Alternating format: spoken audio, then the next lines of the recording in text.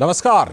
DD news पर सांकेतिक भाषा के इस विशेष बुलेटिन में आप सभी का बहुत बहुत स्वागत है। मैं हूं लालचंद्र सिंह और मेरे साथ है मेरी सहयोगी मनीषा शर्मा। सबसे पहले शुरुआत कर लेते हैं हेडलाइंस से। मध्य प्रदेश में विधानसभा चुनाव की 230 सीटों के लिए मतदान संपन्न। ईवीएम में कैद हुई दिग्गजों की किस्मत। शिवराज सिंह चौहान, कमलनाथ, नरोत्तम मिश्रा, प्रहलाद पटेल समेत कई दिग्गजों ने डाले वोट।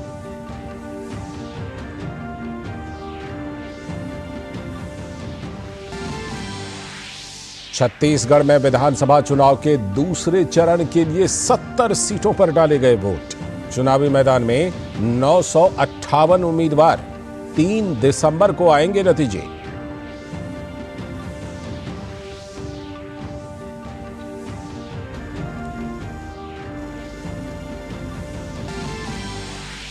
दिवाली मिलन समारोह में प्रधानमंत्री नरेंद्र मोदी का संबोधन। पीएम ने आर्टिफिशियल इंटेलिजेंस के गलत इस्तेमाल को लेकर जताई चिंता। डीप फेक को बताया एक बड़ा संकट। मीडिया कर्मियों से जागरूक करने की अपील की। प्रधानमंत्री नरेंद्र मोदी ने दूसरे voice of global south summit के उद्घाटन सत्र को किया संबोधित। पश्चिम एशिया में बढ़ती चुनौतियों के बीच ग्लोबल साउथ के देशों के बीच एकता और सहयोग की जरूरत पर दिया जोर। कहा, बातचीत से निकाला जाए हर संघर्ष का समाधान। इजरायल की सेना ने अल शिफा अस्पताल के पास सुरंग मिलने का किया दावा। अस्पताल परिसर के निकट एक महिला बंधक के शव मिलने का भी किया दावा। हालांकि हमास ने खबरों को बताया झूठ। और नहाए खाए के साथ शुरू हुआ आस्था का महापर्व छठ। पटना के दीघा घाट पर उमड़ी श्रद्धालुओं की भीड़। व्रती रखेंगी 36 घंटे का निर्जला उपवास।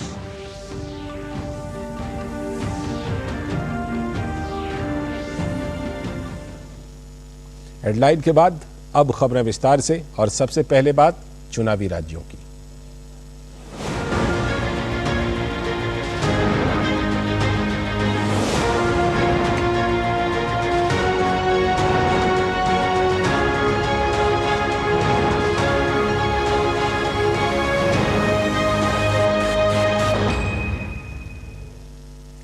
बात आज हुए मतदान की। छत्तीसगढ़ और मध्य प्रदेश में विधानसभा का मतदान संपन्न हुआ। छत्तीसगढ़ के दूसरे चरण के 21 जिलों की 70 सीटों पर और मध्य प्रदेश के 52 जिलों की सभी 230 सीटों पर वोटिंग हुई। छत्तीसगढ़ के दूसरे चरण में 1.63 करोड़ से भी अधिक मतदाता कुल 958 उम्मीदवारों के भाग्य का फैसला कर रहे हैं। इनमें 130 महिला प्रत्याशी जबकि 827 पुरुष उम्मीदवार मैदान में हैं। बिंद्रान नवागढ़ विधानसभा सीट के 9 मतदान केंद्रों कामरभौदी, आमामोरा, ओढ़, बड़े गोबरा, गमरगांव, गरीबा, नागेश, सहबीन कछार और कोदोमाली में सुबह 7 बजे से दोपहर 3 बजे तक ही मतदान हुआ। मध्य प्रदेश में 5.60 करोड़ से भी अधिक मतदाता कुल 2533 उम्मीदवारों के भाग्य का फैसला कर रहे हैं। इनमें 252 महिला प्रत्याशी जबकि 2280 पुरुष उम्मीदवार हैं। इन सभी विधानसभा सीटों पर कई बड़े नेताओं की भी किस्मत दांव पर लगी है। निर्वाचन आयोग ने शांतिपूर्ण मतदान सुनिश्चित करने के लिए सुरक्षा के व्यापक प्रबंध किए थे। मध्य प्रदेश में मतदान सुबह 7 बजे से लेकर शाम 6 बजे तक हुआ। बालाघाट जिले की बैहर, लांजी और परसवाड़ा विधानसभा सीटों और मंडला और डिंडोरी जिले के कुछ मतदान केंद्रों पर दोपहर 3 बजे तक ही वोट डाले गए। शाम 5 बजे तक छत्तीसगढ़ में 67.70% और मध्य प्रदेश में 71.16% मतदान होने की खबर है। तो कैसा रहा मतदान? और क्या कुछ खास रहा इस बार के मतदान में। मध्य प्रदेश और छत्तीसगढ़ में मतदान पर ताज़ा जानकारी के लिए हमारे साथ जुड़ रहे हैं हमारे संवाददाता नीरज सिंह मुरैना से जुड़ रहे हैं, धीरज रायपुर से और चंद्रशेखर इंदौर से। सबसे पहले हम चलते हैं मुरैना मध्य प्रदेश। नीरज सिंह हमारे संवाददाता मौजूद हैं। नीरज, सबसे पहले आपसे ये जानना चाहूंगा कि मध्य प्रदेश में 5 बजे तक 71% से ज्यादा मतदान होने की खबर है, तो ऐसे में ये जरूर कहा जा सकता है कि जब अंतिम आंकड़े होंगे तो 75% को भी या कम से कम 75% के आसपास हो सकते हैं या उसको पार भी कर सकते हैं, मतदान का रुख देखते हुए और लोगों मतदाताओं के उत्साह को देखते हुए। नीरज, देखिए, बिल्कुल लालचंद क्रॉस हो सकता है और जैसा कि पिछली बार जब हम चर्चा कर रहे थे उस समय हमने जिक्र भी किया था इस बात का कि 75% से जो मतदान है वो ज्यादा हो सकता है। और आप देखें कि 5 बजे तक 71% से जो मतदान है वो ज्यादा हो चुका है। और अभी भी कई सारे जगह ऐसी हैं, पोलिंग स्टेशन ऐसी हैं जहां पर लोग अभी भी मौजूद हैं, क्योंकि 6 बजे के बाद जब 6 बजे गेट बंद होता है तो उस समय जितने लोग अंदर होते हैं वो समय सभी लोग अपने मत का प्रयोग करते हैं। तो अभी अंतिम आंकड़े नहीं आए हैं।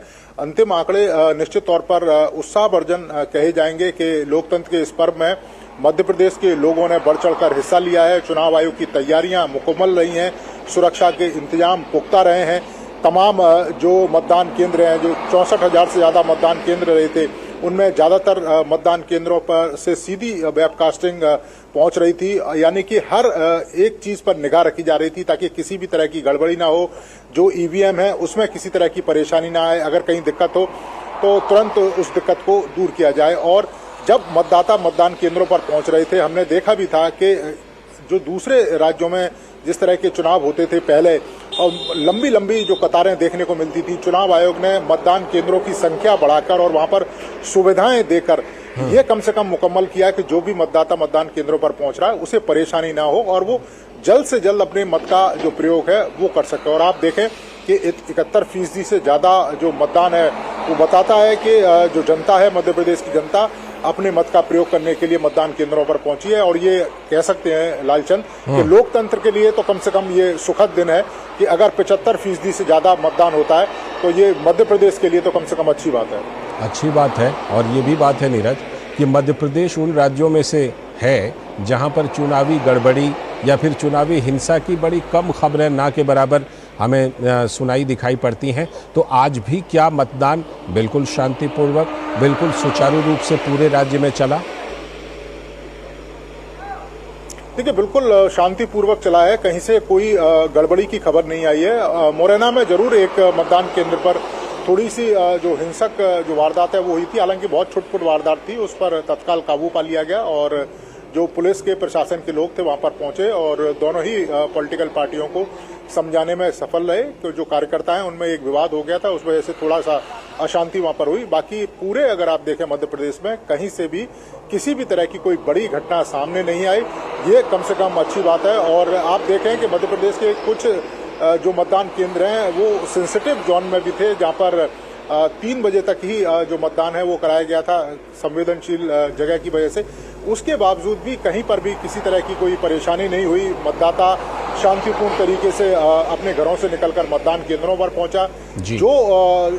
जो कुछ इलाके ऐसे थे जहां दबंगों का प्रभाव रहता था, तो वहां पर भी जो पुलिस है और इसके अलावा पैरामिलिट्री फोर्स के जो जवान है वो लगातार मार्च पास्ट करते रहे ताकि जो मतदाता है वो निर्भीक होकर मतदान केंद्रों पर पहुंचे। और आज हमें कहीं से भी ऐसी कोई खबर नहीं मिली जहां पे कोई हिंसा हुई हो या कोई बड़ी गड़बड़ी हुई हो। लालचंद जी, धन्यवाद नीरज जुड़ने के लिए। और आप पूरे दिन हमें खबर दे रहे थे, तो ज़रूर आप भी थोड़ा सा आराम करें। बहुत बहुत धन्यवाद जुड़ने के लिए और जानकारी देने के लिए। और अब हम रुख करते हैं छत्तीसगढ़ की राजधानी रायपुर का, जहां धीरज कुमार हमारे संवाददाता खास तौर पर मौजूद हैं वहां के बारे में जानकारी देने के लिए। धीरज, छत्तीसगढ़ में भी जो मतदान का प्रतिशत है मध्य प्रदेश की तुलना में अगर देखें तो बस थोड़ा सा ही कम है, करीब करीब 68% मतदान तो 5 बजे तक ही दिखाई पड़ रहा है। ऐसे में उम्मीद कर सकते हैं कि छत्तीसगढ़ में भी 70 वगैरह को पार कर जाएगा, 70 से ऊपर मतदान का प्रतिशत रह सकता है और एक अच्छा मतदान प्रतिशत कह सकते हैं इसको छत्तीसगढ़ के लिए। जी बिल्कुल, आपने सही कहा। और जिस तरीके से चुनाव आयोग का जो अभी आंकड़ा आया है, उस आंकड़ों के मुताबिक 68% का मतदान छत्तीसगढ़ में हुआ है। लेकिन मैं आपको एक और चीज़ बताऊं कि अभी से कुछ देर पहले तक मतदान होता रहा। इसकी गणना जो है अभी चुनाव आयोग के आंकड़े में जरूर नहीं आया होगा।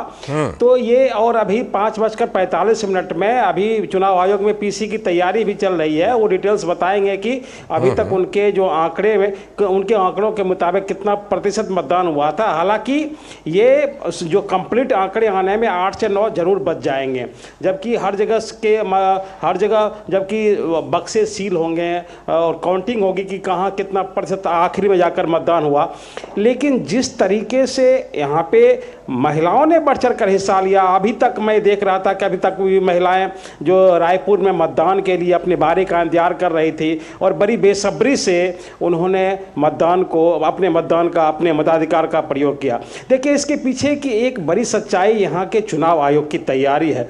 मैं चुनाव आयोग को इसलिए धन्यवाद देना चाहूँगा क्योंकि छत्तीसगढ़ के इतिहास में ऐसा पहली बार हुआ है कि एक विधानसभा, उत्तर विधानसभा के 201 मतदान केंद्रों की पूरी जिम्मेवारी महिलाओं के ऊपर बैठी थी। स्याही लगाने से सिक्योरिटी तक पूरा का पूरा जो जिम्मा था उस विधानसभा क्षेत्र का, वो महिलाओं के जिम्मे था। और लगभग 804 मतदान अधिकारी ने उस पूरे विधानसभा क्षेत्र में मतदान का जिम्मा लिया था, जिसको कि उन्होंने पूरा किया।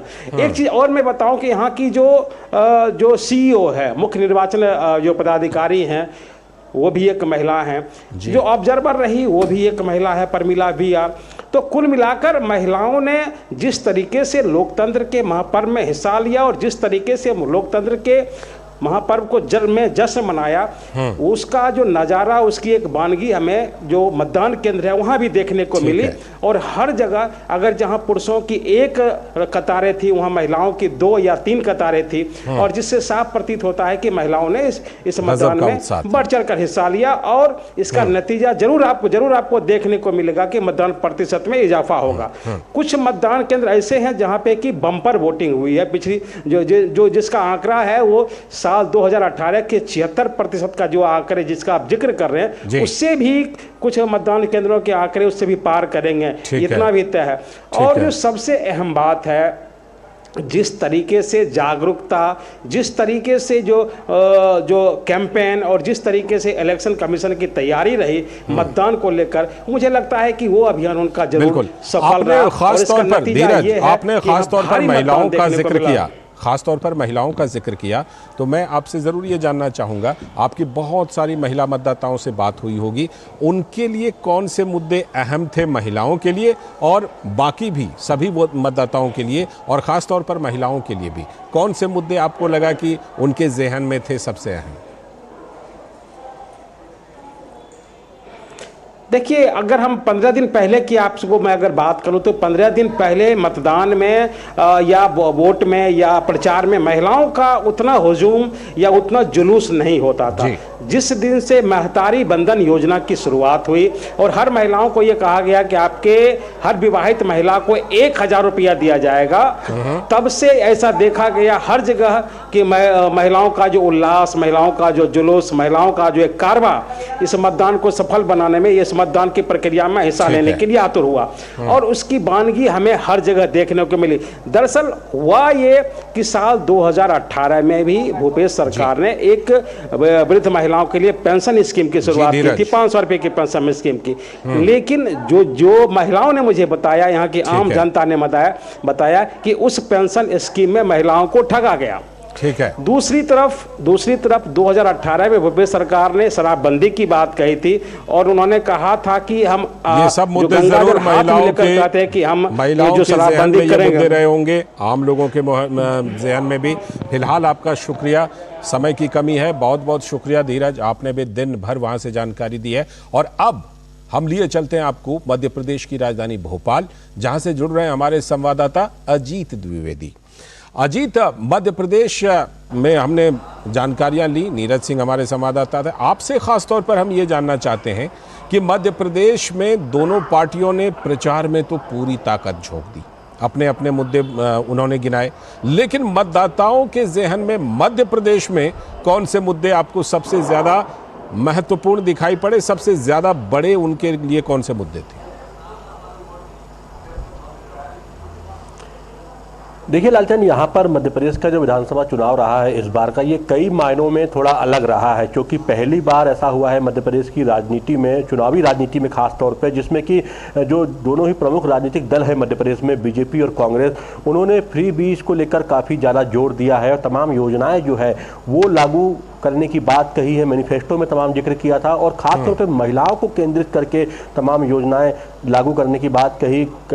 बीजेपी ने जो है लाडली बहना योजना जो है उसको लॉन्च किया था, उसमें 1000 से फिर 1250 रुपये देने की बात दिए गए, उसके बाद कहा गया कि इसको 3000 तक बढ़ाया गया था। इसके अलावा जो है नारी सम्मान योजना जो है वो लागू करने की बात कही कांग्रेस ने, और इसको लेकर तमाम प्रचार किया। इसमें 1500 रुपये देने की बात कही और 500 में गैस सिलेंडर देने की बात कही, जो कि बीजेपी ने 450 में दिया। तो ये तमाम योजनाएं जो है ये पहली बार ऐसा देखा गया कि तमाम जो ये योजनाएं थी वो इस तरीके से आई मध्य प्रदेश में, क्योंकि पहले ऐसा नहीं होता था। पहले सरकारें जो पार्टियां मैनिफेस्टो जारी करती थी और बहुत संतुलित जारी करती थी, लेकिन इस बार ऐसा दिखाई दिया कि बिल्कुल बाहर से आ गई है और किसी भी तरीके से जो है जो पार्टियां हैं वो चुनाव जीतना चाहती है। खासतौर पर कांग्रेस की बात करें तो कांग्रेस ने 1250 से ज़्यादा वादे कर दिए और 900 से ज़्यादा गारंटियां देने की बात उसमें कही। तो देखिए, मतदाता आप देखें तो जो ग्रामीण क्षेत्र का मतदाता है वो कहीं ना कहीं थोड़ा बहुत प्रभावित हुआ, लेकिन शहरी क्षेत्र का जो मतदाता है, खासतौर पे अर्बन इलाके का जो मतदाता है, वो समझ रहा है कि ये जो मुफ्त की रेवड़ियां हैं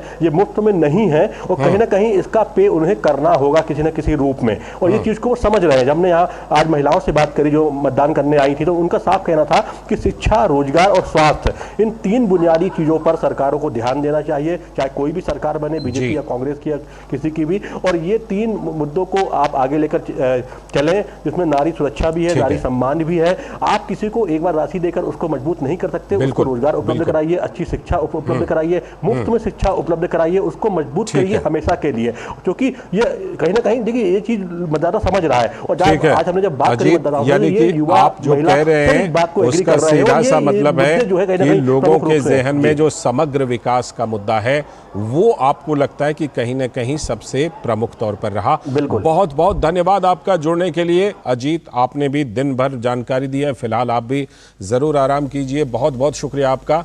और अभी इस विशेष बुलेटिन में वक्त है एक ब्रेक का, और ब्रेक के बाद जब लौटेंगे तो देखेंगे कुछ और बड़ी खबरें।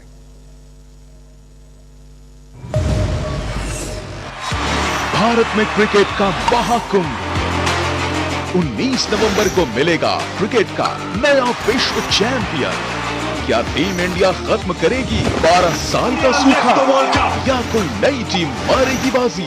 डीडी न्यूज पर हर गेम का रोमांच, विशेषज्ञ करेंगे जीत हार का विश्लेषण। देखिए महामुकाबले की मेगा कवरेज सिर्फ डीडी न्यूज पर। देखना, तू भी एक दिन देश के लिए लड़ेगा, सारा देश तुझ पे नाज करेगा। बच्चों, आप सब लोग सर झुकाकर इनका अभिवादन करोगे। तो गर्दन नीचे झुकाओ। स्मिथ ने उस बच्चे को बहुत पीटा पर उसने अपनी गर्दन नहीं झुकाई। वो बच्चा मेरा यार सुखदेव थापर। मौत का मरना तय है, नहीं तो हमारी मिट्टी, हमारा देश हमें कभी माफ नहीं करेगा। स्वराज में देखिए राजगुरु और सुखदेव की महान गाथा। देखिए स्वराज प्रत्येक रविवार प्रातः 9 बजे, पुनः प्रसारण रात 9 बजे, सिर्फ डीडी नेशनल पर। देश का पहला चैनल, देश का अपना चैनल। स्वागत है ब्रेक के बाद एक बार फिर से आपका। कुछ और खबरें चुनावी राज्यों से। तेलंगाना विधानसभा चुनाव के लिए कांग्रेस अध्यक्ष मल्लिकार्जुन खड़गे ने आज हैदराबाद में पार्टी का घोषणा पत्र जारी किया। इस घोषणा पत्र में पार्टी द्वारा पहले घोषित 6 वादों पर खासा जोर दिया गया है। पार्टी का घोषणा पत्र अभय हस्तम जारी करने के बाद कांग्रेस अध्यक्ष ने कहा कि तेलंगाना के लोगों का मूड ऐसा है कि देश की सबसे पुरानी पार्टी को सत्ता में लाना है। और कांग्रेस के पूर्व अध्यक्ष राहुल गांधी भी आज तेलंगाना के चुनावी दौरे पर हैं। राहुल गांधी ने आज सबसे पहले पिनापाका में रैली की। राहुल ने जनता से पार्टी प्रत्याशियों के लिए समर्थन मांगा। पिनापाका के बाद राहुल गांधी नरसमपेट के विभिन्न कार्यक्रमों में शामिल हुए। केंद्रीय मंत्री स्मृति ईरानी ने आज अपने संसदीय क्षेत्र अमेठी में असहाय और गरीबों के लिए कंबल वितरण कार्यक्रम में भाग लिया। राघव राम सेवा संस्थान की ओर से आयोजित कार्यक्रम में उत्तर प्रदेश के उप मुख्यमंत्री बृजेश पाठक भी मौजूद रहे। इस मौके पर करीब 8,000 लोगों को कंबल वितरित किए गए। साथ ही प्रधानमंत्री स्वनिधि योजना के लाभार्थियों को चेक भी प्रदान किए गए। कार्यक्रम को संबोधित करते हुए केंद्रीय मंत्री स्मृति ईरानी ने कहा कि इस लोकसभा क्षेत्र में सिटी स्कैन मशीन भी तब लगी जब भाजपा जीती। उन्होंने कहा कि ये उन लोगों की सफलता है जिन्होंने वर्षों तक गांधी परिवार के खिलाफ संघर्ष किया है। ज्ञानवापी मामले में कल यानी कि 18 नवंबर को सुनवाई होगी। भारतीय पुरातत्व सर्वेक्षण टीम ASI ने जिला अदालत में सर्वे की रिपोर्ट के लिए 15 दिन का और समय मांगा है। इस मामले में करीब 3 महीने के सर्वे के बाद आज जिला अदालत में सुनवाई होनी थी, जिसमें रिपोर्ट सौंपे जाने की संभावना थी, लेकिन अवकाश के कारण अब ये सुनवाई कल होगी।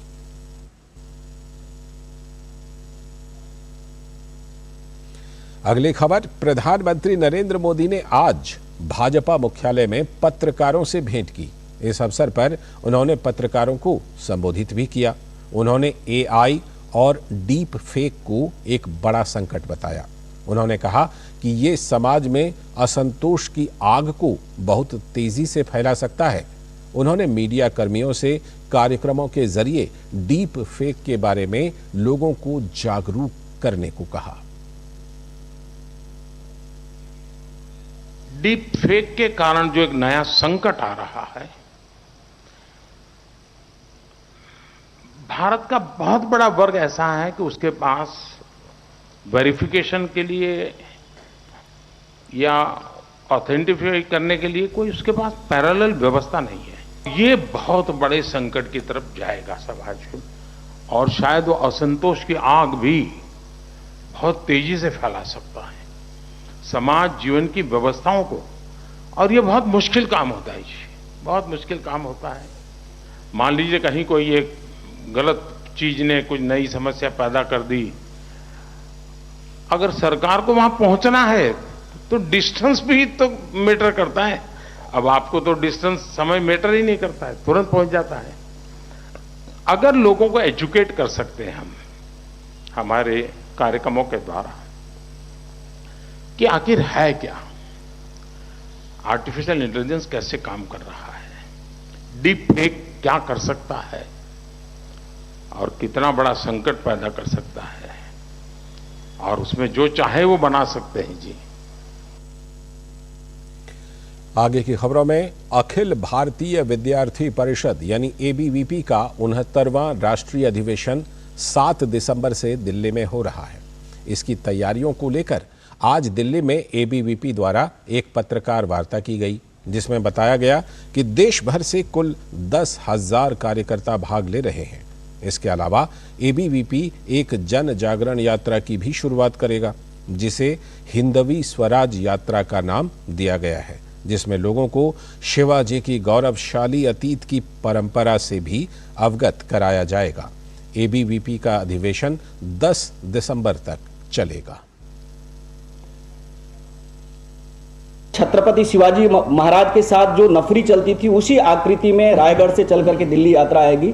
साथ ही साथ 75 ऐसे क्रांतिकारी जो स्वराज को लेकर के संघर्षशील ऐसे जो महापुरुष नायक है, उनके जन्मस्थल की मिट्टी को भी संग्रह करके हम दिल्ली के अंदर में हिंदवी स्वराज यात्रा के माध्यम से आने वाले हैं। इस विशेष बुलेटिन में फिलहाल इतना ही। मुझे और मेरी सहयोगी मनीषा शर्मा को दीजिए अनुमति, लेकिन DD न्यूज़ पर खबरों और कार्यक्रमों का सिलसिला लगातार जारी है। नमस्कार।